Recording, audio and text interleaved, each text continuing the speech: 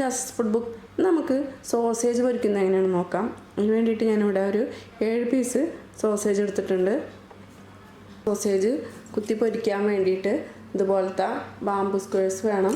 അതായത് നിങ്ങളുടെ കയ്യിൽ ഈർക്കിലി ഉണ്ടെങ്കിൽ ഈർക്കിലി ആയാലും മതി കേട്ടോ. ഇതൊന്ന് കുറച്ച് നേരം ഒന്ന് വെള്ളത്തിലിട്ട് കുതിർത്ത് വെക്കണം.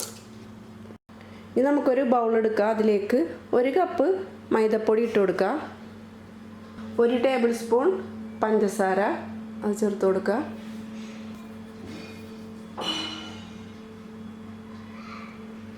ഒരു 1/4 ടീസ്പൂൺ ബേക്കിംഗ് പൗഡർ ചേർത്ത് കൊടുക്കുക. പിന്നെ ഇതിലേക്ക് വേണ്ടത് ഒരു മുട്ട, അത് ചേർത്ത് കൊടുക്കുക. ആവശ്യത്തിന് ഉപ്പ് ചേർത്ത് കൊടുക്കുക. പിന്നെ ഇതിലേക്ക് വേണ്ടത് പാല്. ഞാനിവിടെ ഒരു 1/2 കപ്പ് പാലെടുത്തിട്ടുണ്ട്. ആ പാൽ കുറേശ്ശെയായിട്ട് ഒഴിച്ച് നമുക്ക് നല്ല കട്ടിയുള്ള ബാറ്ററാക്കിയിട്ട് എടുക്കുക. പാലൊഴിച്ച് കൊടുക്കുക. പാൽ കുറേശ്ശെയായിട്ട് ഒഴിച്ച് കൊടുത്താൽ മതി കേട്ടോ.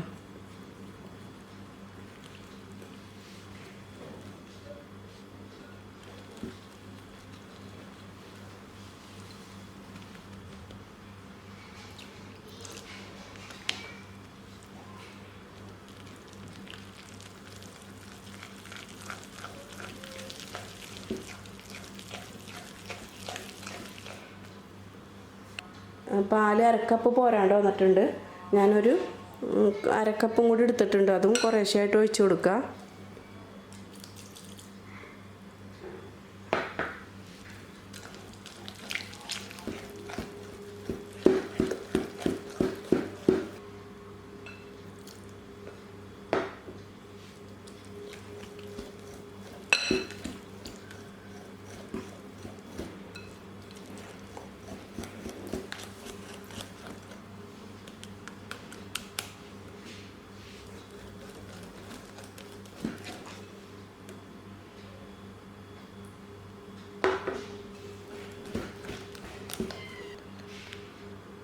അപ്പോൾ ഈ മാവ് ഒട്ടും കട്ടകളൊന്നും ഇല്ലാണ്ട് ഇതേപോലെ അടിച്ചെടുത്തിട്ടുണ്ട്.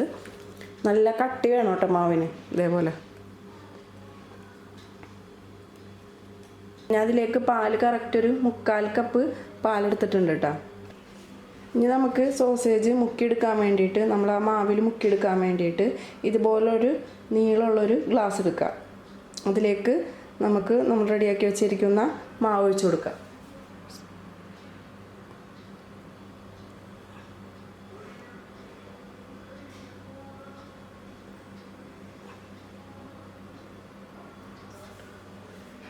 നമ്മൾ സോസേജ് കുത്താൻ വേണ്ടിയിട്ട് എടുത്തിരുന്ന ഈ സ്ക്വയർ ഇതുപോലെ വെള്ളത്തിലിട്ട് വെക്കണം കേട്ടോ. എങ്കിലേ ഫ്രൈ ചെയ്തെടുക്കുമ്പോൾ ശരിയാവുള്ളൂ.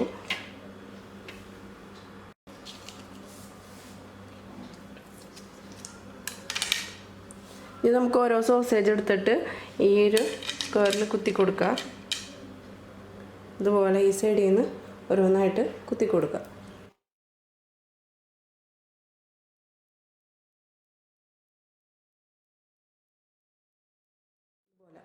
എല്ലാം അതേപോലെ ചെയ്തെടുക്കുക.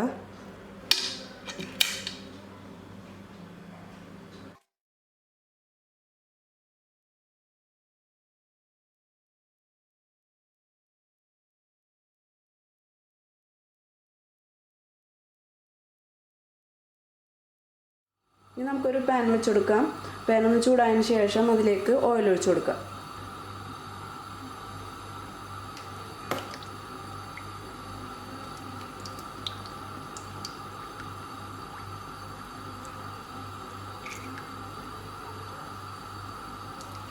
നമുക്ക് സോസേജ് ഓരോന്നെടുത്തിട്ട് ഇതിലേക്ക് മുക്കി കൊടുക്കാം. ഇതേപോലെ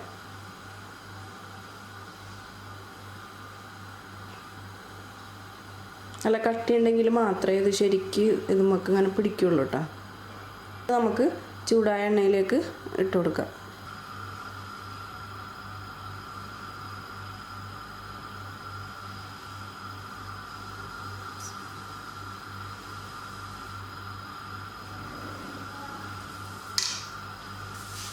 എല്ലാം ഇതേപോലെ പൊരിച്ചെടുക്കാം.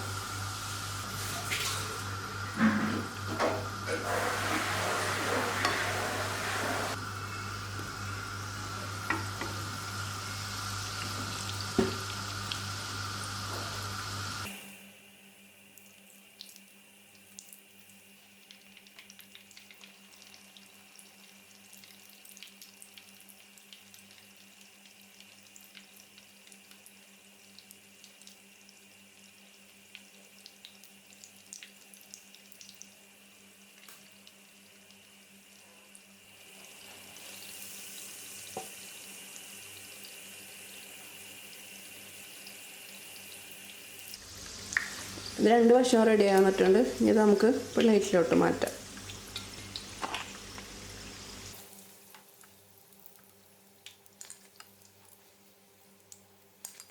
ബാക്കിയുള്ളതും കൂടിയിട്ട് ഇതേപോലെ ചെയ്തെടുക്കാം.